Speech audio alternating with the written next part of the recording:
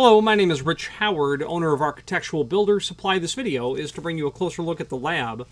This is their part number 251-3. That means that this is a Yale bottom pin, a number 3 bottom pin. That's what that means. When you buy one, you're buying a bag of 100. This is their poly bag. There are 3 different ways that they package these in smart packs, vials, and poly bags. We'll look at that more in a moment.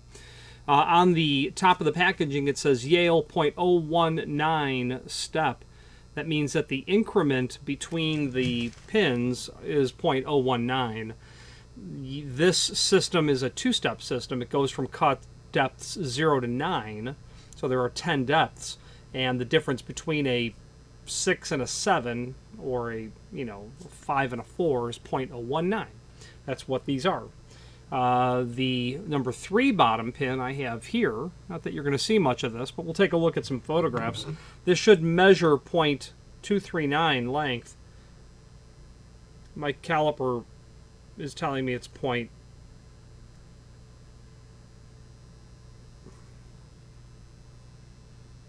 See if we can get the camera to focus on that. That is exactly .239. Okay. The diameter of the pin is 115 thousandths. So it's .115, and again, complete precision on that.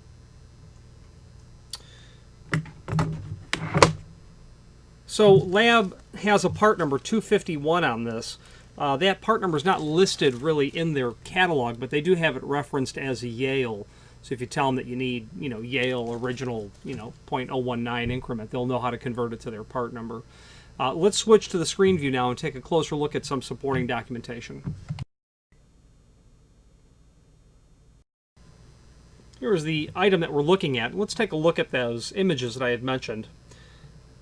The front of the package, and then the back side, a bag of 100.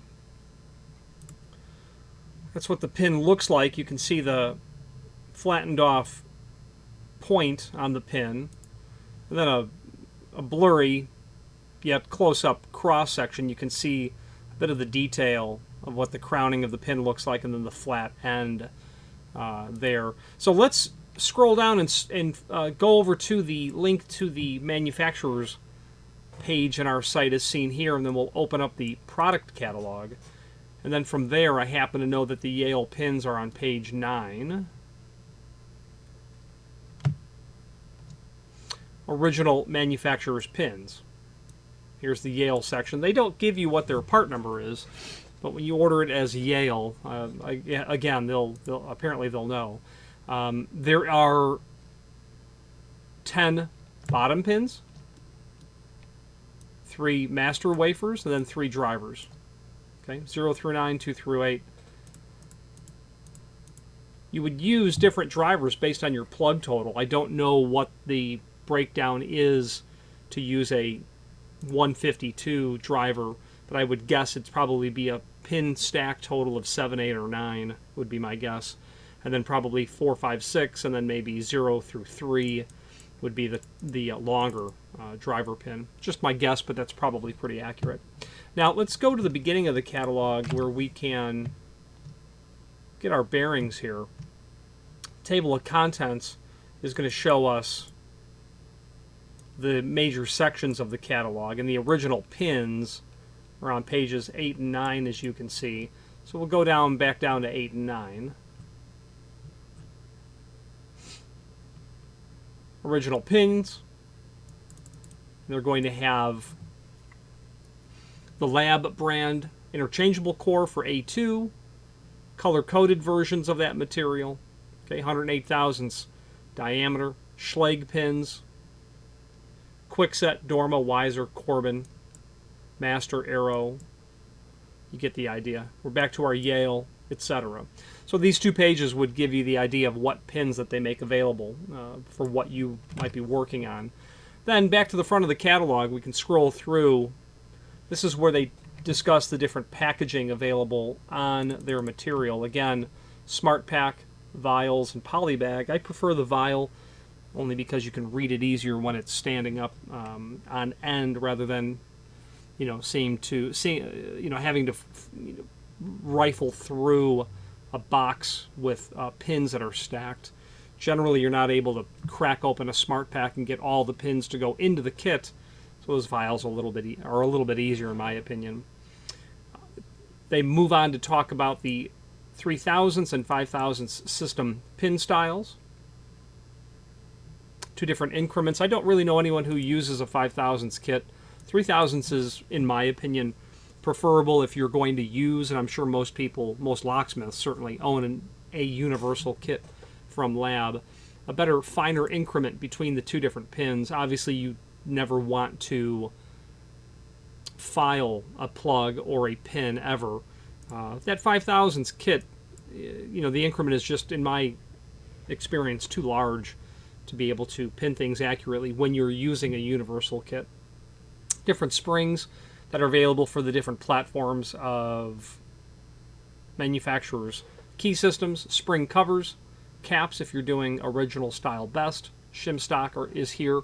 Back to our pins, and then what follows are several pages of their pin kits. The Emerald Wedge that they have here, or Classic Pro they call that. I would imagine the most common kit that they make and supply. I've owned several of these. Other versions, sizes of the material, a little bit smaller, less expensive kits. Manufacturer-specific kits. Here's one for Corbin Russwin. I also have the wood kit for doing interchangeable core. My only complaint about this kit is it's just simply too small. There aren't enough pins to do a reasonable sized job. If you're doing 10 cylinders, you'll not have a problem. But if you're going to sit down and do 30 or 50 cylinders, you're going to need more pins that will not fit into this kit. But otherwise, a nice kit to be able to do smaller size jobs, to be sure. And as we scroll through, we're going to get to locksmithing tools, picks, plug followers, thread capping tools, tension tools are here. This is for removing very quickly, very efficiently, threaded caps on the back of, like, Schlage B-Series deadbolts. An ejecting block. This will allow you to both eject the pins from the core, retain them into this folding Bible type of structure where you can then decode the pins. A medical pin decoder is here, key gauges, layout tray. That's a nice rubber layout tray. It's nice because it kind of keeps things from bouncing away and off because of how it's molded and textured on the top, I suppose. That's called a pickle fork. If you're doing quick set, you'll absolutely need one of these tools. Okay, and then just in conclusion, more talk about pins that are here.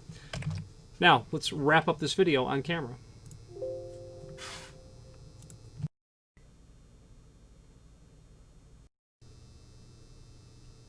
In conclusion, as demonstrated earlier, the precision in the manufacturing department at Lab is absolute. Those pins were exactly what they need to be.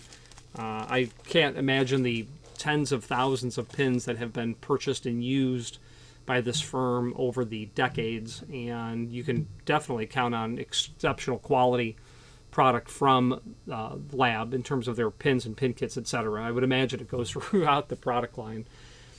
There is certainly a relationship between Lab and major lock manufacturers. I would imagine that they produce pins for many major North American lock manufacturers, and it's just what they do, as evidenced by their catalog. It's almost all pin related.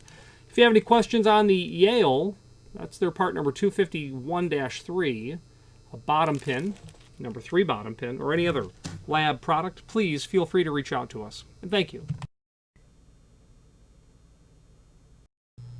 Again, thank you for watching, and if you've enjoyed this video, please click thumbs up. Please subscribe and maybe even send the video to someone that you know. Thank you.